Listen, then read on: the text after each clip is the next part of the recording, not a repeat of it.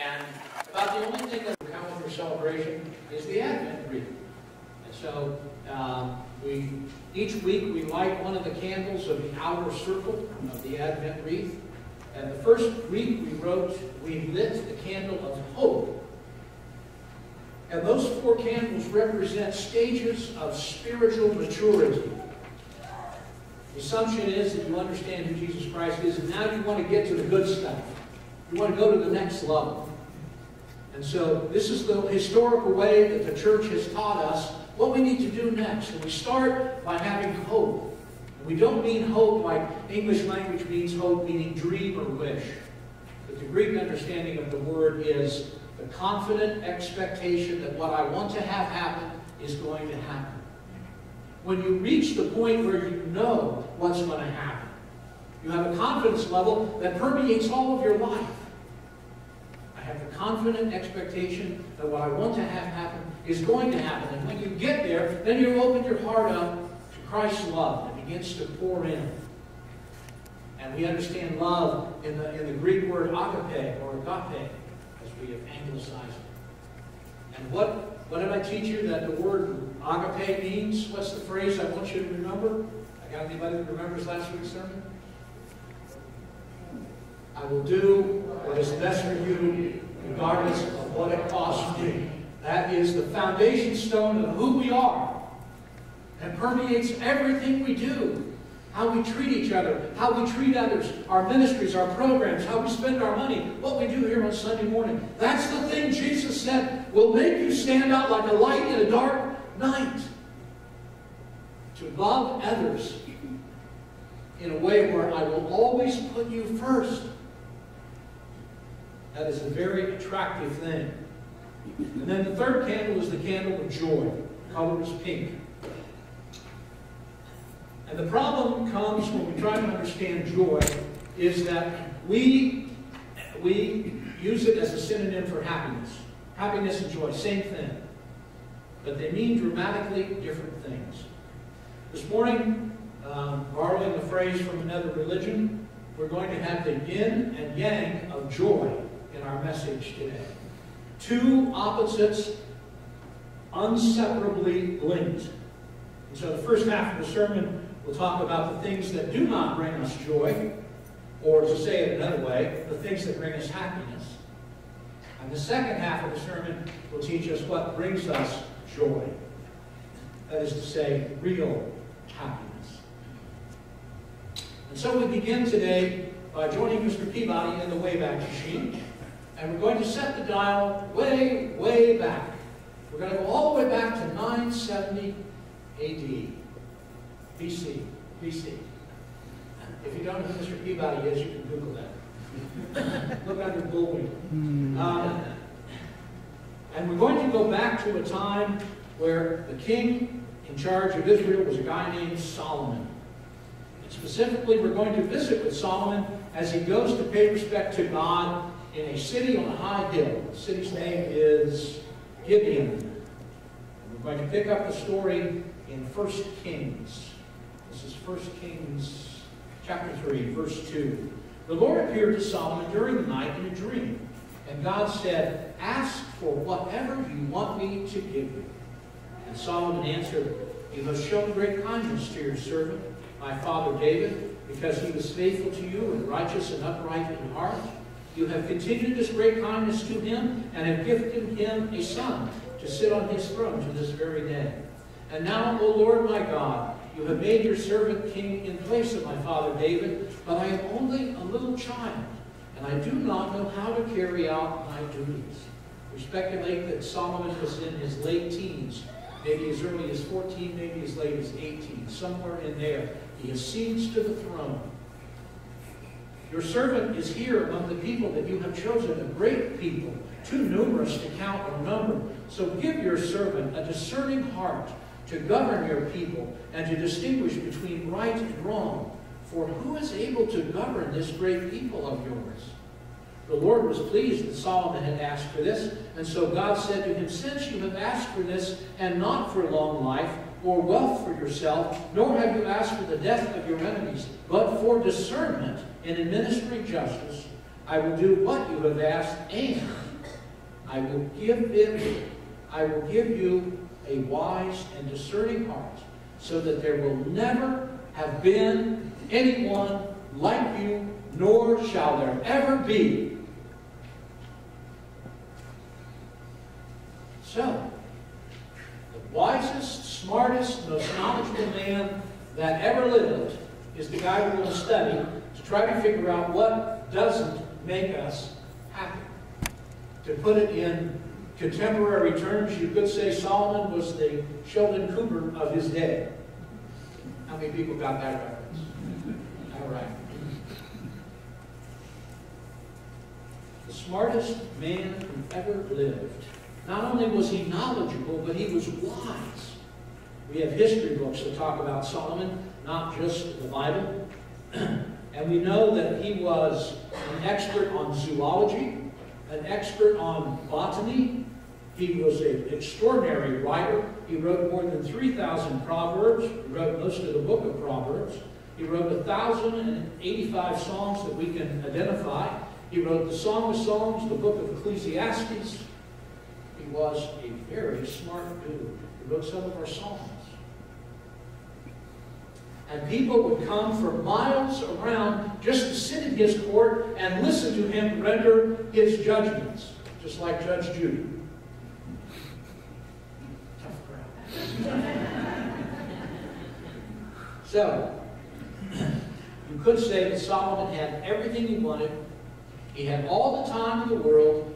He could do whatever he wanted, acquire whatever he wanted, and what he chased was happiness. Let's listen to it in his own words. This is Ecclesiastes 2, 1 through 11. And so I said to myself, come, I will test you with pleasure. So enjoy yourself.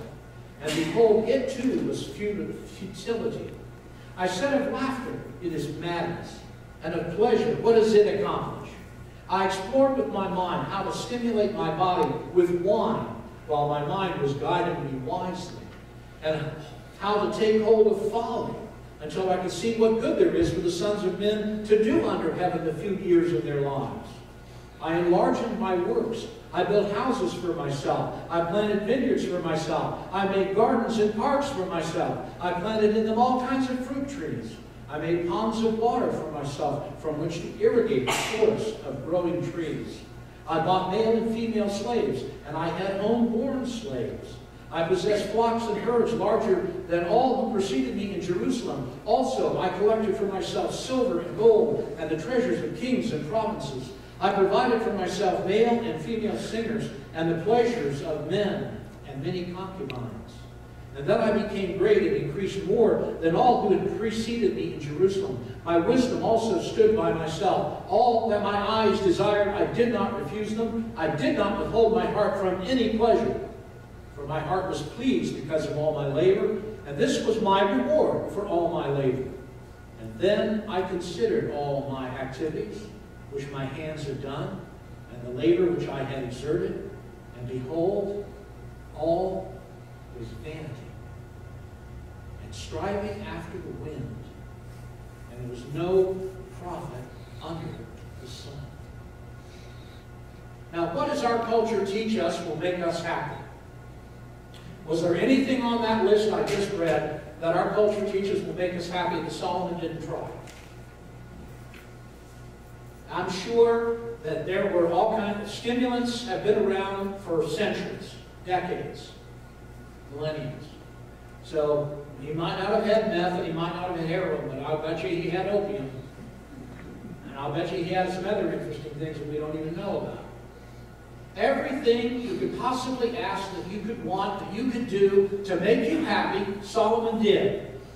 Keep in mind, the wisest man who ever lived, the wisest man who will ever live, tried everything that the world says will make you happy. And what did he conclude?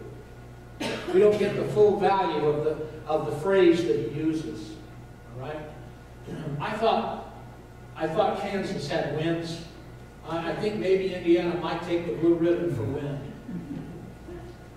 But the expression that Solomon actually uses, and I don't mean to be gross, but he's talking about and into the wind.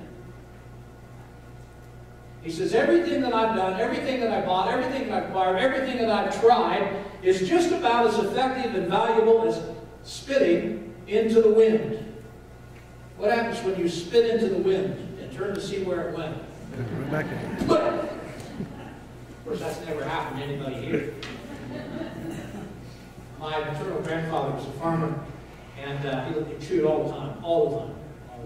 And the maddest I ever saw that man get was when he hauled up and spit that stuff, and just then the wind came and put it right back. And he was so mad.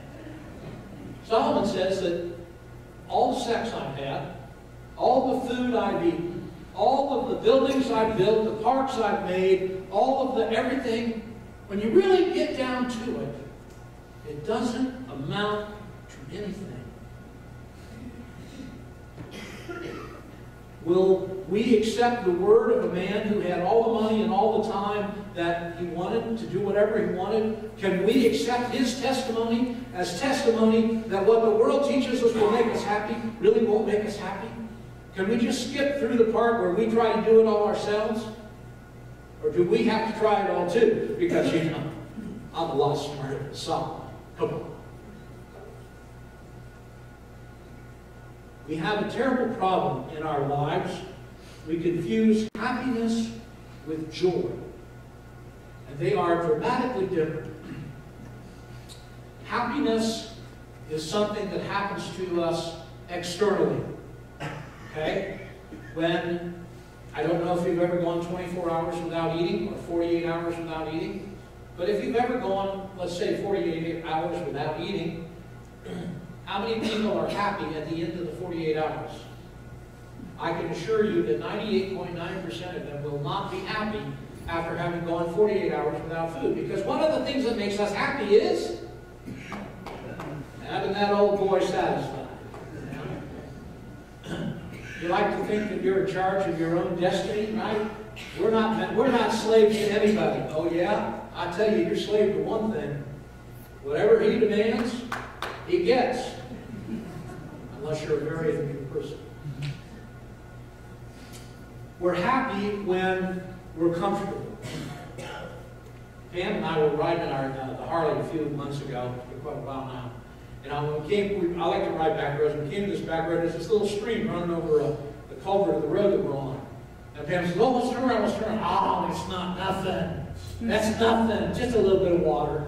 Except I didn't notice that in the middle of the pavement, it went down like that. And so I'm going to go 25, 30 miles an hour so we don't get hung up in that. And I hit that, and I'll tell you what, riding a Harley while you're wet is not any fun. Man, that was cold. I was not happy. However, my wife was very happy with me. I said, we'll never do that again. Happiness has to do with our external circumstances.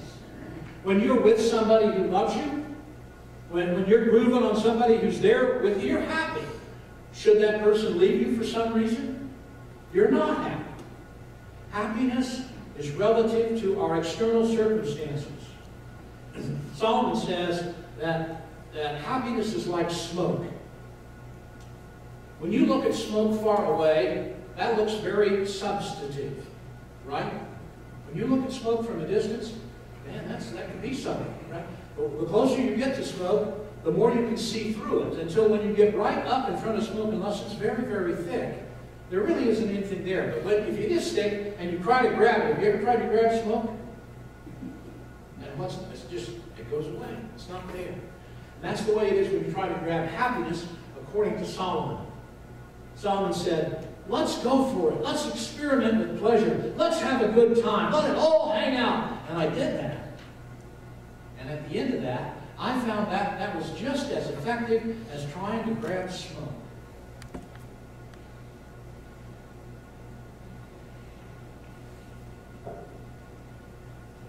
Happiness is directly related to your external circumstances. It is impossible to be happy and sorrowful at the same time. It is not impossible to be joyful and sorrowful at the same time. Think about it. I can be sorrowful that something has happened, But I can still be joyful, because joyful is an eternal position, a state of mind based on spirit. What's going on in my spirit, in my soul? Greatest king who ever lived. Smartest man who ever lived or ever will live. One of the richest men to ever live. Could have anything and anyone his heart desired. And he had everything. And he had everyone. And at the end of it, he said, my verdict on the pursuit of happiness is who needs it? It's not what it's cracked up to be. It's an illusion. Solomon drank. Solomon tried everything physically that would make him happy. And he said at the end of it, it doesn't overcome the absurdity of life. That's a phrase he uses in this book. The absurdity of life. And do you know what Solomon said the absurdity of life is? No matter how much fun you have here, one day we're going to look at you in your box. And you don't get to take any of your fun with you. You don't get to take the truck, or the Harley, or the clothes, or the jewels, or the house. You don't even get to take your husband with you.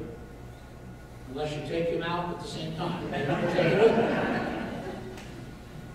Solomon said the absurdity of life is that you do all these things, and you pursue all these things, and you get all these things, and at the end of it, you leave here alone, empty-handed. The pursuit of happiness is like grabbing smoke. He studied things, he gathered things, he bought things, he did things, he traveled. At the end of it, he said, it's like spitting into the headwind.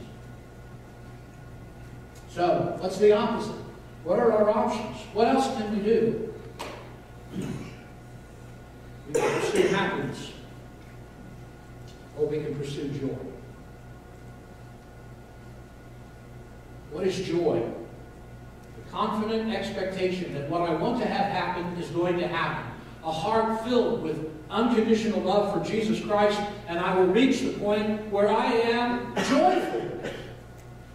What can the world do to you if the next thing that happens to you is you pass through the curtain of time into the most incredible place you can imagine, with the most incredible personality you could ever imagine, for all of eternity? Gee, let me think about that. I don't know. I don't know whether I like that or not. Duh. Isn't that a cause for joy?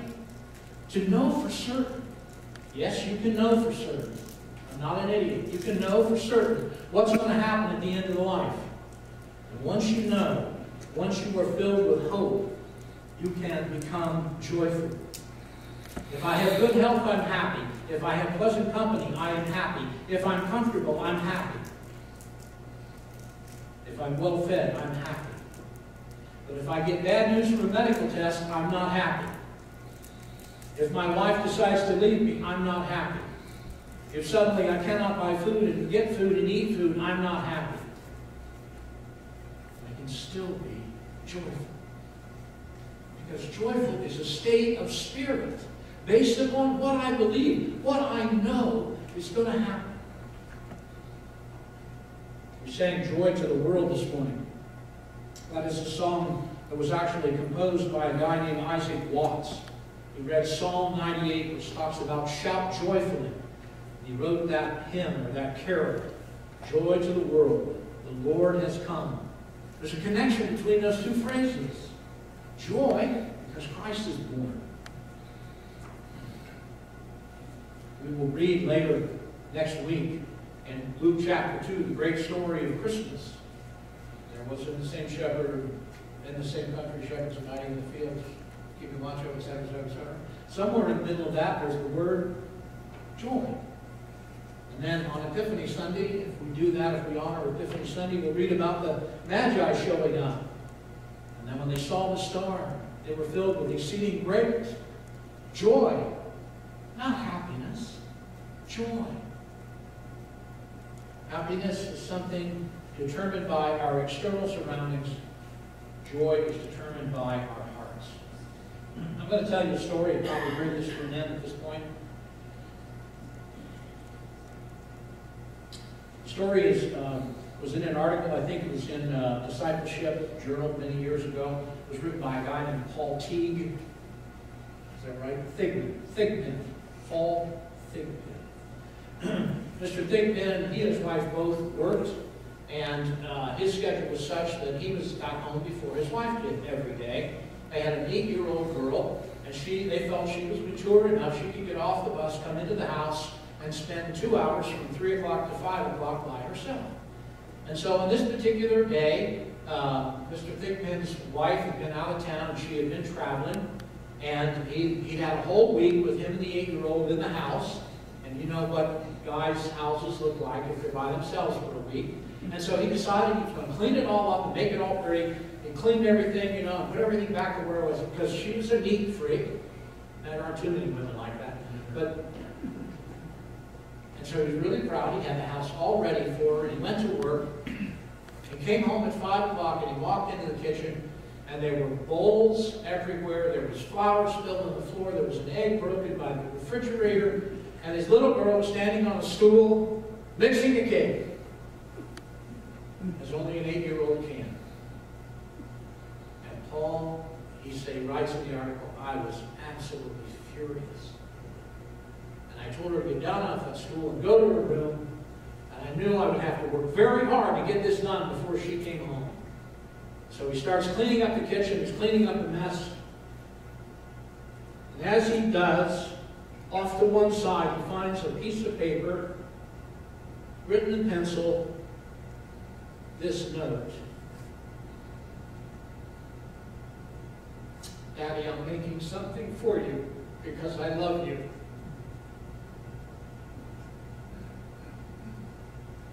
He says, in a heartbeat, I went from sad and angry to joyful. Because I knew in my heart she loved me.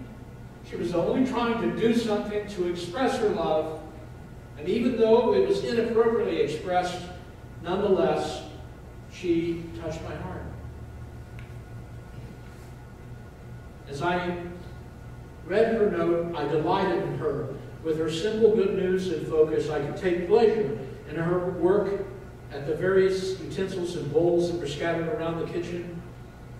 Where I had seen disarray and a horrible mess before, now I saw the hands of love at work. He concludes his story by writing, I have found the same thing is true in my walk with the Lord. Many times my life looks rather messy. I can't find much to be happy about in my circumstances. I often only see clutter and chaos.